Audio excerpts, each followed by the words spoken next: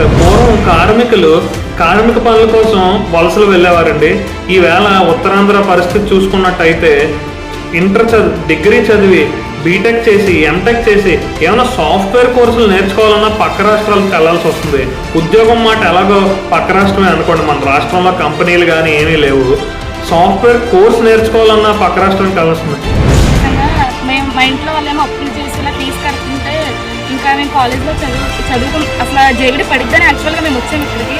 కానీ జేవిడి పడినప్పుడు మా ఇంట్లో అప్పులు చేసి చదివిస్తుందంటే మాకు ఎలా ఉంటుంది, ఇక్కడ ఇంట్లో వాళ్ళకేమో ఎప్పుడు ఫీజు ఎప్పుడు కడతారని కాలేజీలో అడుగుతుంటే మాకు చాలా ప్రెషర్గా ఉంటుంది చదవడానికి. ఇప్పుడు మిగిలిన తర్వాత లక్షల్లో జాబులు వస్తాయని చెప్పారు, కానీ మాకు జాబులు రావడానికి కష్టం. వాళ్ళు జాబులు రాక ఎన్ని ఇబ్బందులు పడుతుంటారు. అంటే మేము స్టూడెంట్స్ బలైపోవాలా, అంటే వెళ్ళిపోవాలా బయటికి, వేరే స్టేట్కి వెళ్ళి వాళ్ళ స్కూల్ చేసుకోవాలా, అంటే కూలి పనులు చేసుకోవాలా. ఐటీ జాబ్స్ ఆపర్చునిటీస్ లేవు ఇక్కడ, ఏవో వస్తున్నాయి కానీ అదర్ స్టేట్లో వస్తున్నాయి. అక్కడికి వెళ్ళి జాబ్ చేయాలంటే ఇబ్బందిగా ఉంది. అవే ఇక్కడ మన స్టేట్లో వస్తే కొంచెం బాగుంటుంది.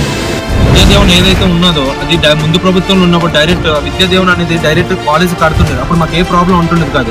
ఈ ప్రభుత్వం స్పెషల్గా వచ్చిన తర్వాత వాళ్ళు ప్రచారం చేసుకోవడం డైరెక్ట్ పేరెంట్స్ ఖాతాలోనే వేస్తామంటున్నారు. వేసిన తర్వాత వాళ్ళకి ఈ ప్రాబ్లం ఉంది, వీళ్ళకి ఈ ప్రాబ్లం ఉంది అని చెప్పి దాంట్లో సగం మందికి ఆ విద్యాదేవన్ అనేది ఆపేస్తారు. దానివల్ల లేట్ అవుతుంది, పేరెంట్స్ సఫర్ అవుతారు. అంతా ఇటు తిరిగి ఇచ్చేసినా ఆ విద్యాదేవన్ అనేది పడట్లేదు. హైదరాబాద్లో ఐటీ కంపెనీ ఉండడం వల్ల అది ఎలా డెవలప్ అయిందో అలానే మన ఏపీలో కూడా ఒక ఐటీ కంపెనీ ఉంటే సేమ్ ఇది కూడా అలా డెవలప్ అవుతుంది అని. ఒక పక్క మళ్ళీ గవర్నమెంట్ జాబ్ నోటిఫికేషన్స్ లేక చాలా పక్క రాష్ట్రానికి వెళ్ళి మనం పని చేయాల్సి వస్తుంది. అదే మనకంటూ ఐటీ కంపెనీస్ ఉండి ఫెసిలిటీస్ అన్నీ ఉంటే మనం కూడా మన రాష్ట్రంలోనే జాబ్ చేసుకుని డెవలప్ చేయొచ్చు కదా. అది వైజాగ్ అన్న, వైజాగ్ పక్కన ఈ మధ్యన చాలా మంది ర్యాపిడో డ్రైవర్స్ ఇస్తున్నాను. ఏంటి బాగా వస్తుంది ఏంటి ర్యాపిడోలో? అంత అలాగే ఉండదు అన్న, ఎంత చేసుకుంటే అంత అంటే మనం చేసుకునే ట్రిప్పులు బట్టి ఉంటుంది. ఏం చదువుకోలేదా? ఏసీ కంప్యూటర్స్ అన్న. ఏసీ కంప్యూటర్సా? మరి జాబ్స్ ఏమైనా ట్రై చేయాల్సింది కదా. అక్కడ జాబ్ ఆపర్చునిటీస్ ఏం లేవా ఏంటి ఆంధ్రాలో?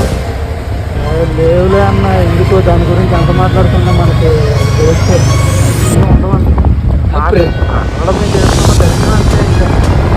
ఎనగుంటది అన్న, తప్పు మాదేలే అన్న. జైల్లో ఉన్నవాడిని తీసుకుని వచ్చి నెత్తి మీద ఎక్కించుకున్నాను. జనరల్ పార్టీలో ఉంటే తప్ప ఇంకేమైనా ఉంటే ఏంటి మాకు. అందుకని అంతకు మించి అక్కడితో పోలిస్తే ఇక్కడ ర్యాపిడో చేసుకున్నాం, స్విగ్గీ చేసుకుని చాలా బెటర్ ఉంది. మేము 3rd ఇయర్ కంప్లీట్ చేసుకున్నాం. ఆల్రెడీ ప్లేస్మెంట్స్ కోసం వెయిట్ చేస్తాం.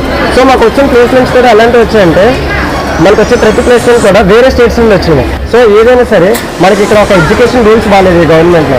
తర్వాత ఏంటంటే ఒక స్కాలర్షిప్స్ బాగాలేదు, ఇంకా ఫెసిలిటీస్ బాగుండదు.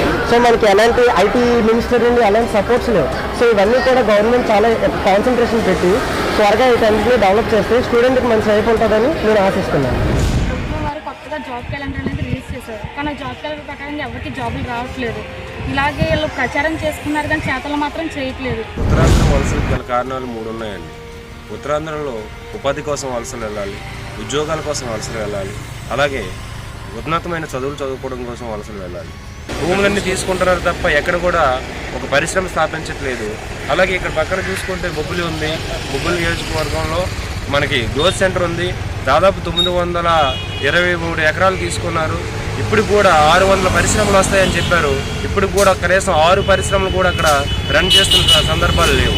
ఈ యువత పడుతున్న ఉద్యోగ అవకాశాలు లేక ఇబ్బంది పడుతున్న సమస్యలు కానీ, అలాగే ఎక్కడెక్కడ ఏ పరిశ్రమలు అయితే మూతపడి ఉన్నాయో, అలాగే ఏ పరిశ్రమలు మనకు కావాలో, మనం వెనకబడడానికి గల కారణాలు ఏంటో, వలసలు వెళ్ళిపోవడానికి గల కారణాలు ఏంటో, పుష్కలంగా ఇక్కడ వనరులు ఉన్నప్పటికీ కూడాను మనకి పరిశ్రమలు రాకపోవడానికి గల కారణాలు ఏంటో, ఇక్కడ ఉత్తరాంధ్ర నాయకులందరూ కూడా వెళ్తున్నారు కానీ ఉత్తరాంధ్ర అభివృద్ధి ఎందుకు సాధ్యం కావట్లేదో ప్రశ్నించడానికి, మీ గలం విప్పడానికి పవన్ కళ్యాణ్ గారి ముందు సమక్షంలో అందరూ కూడా వస్తారని కోరుకుంటూ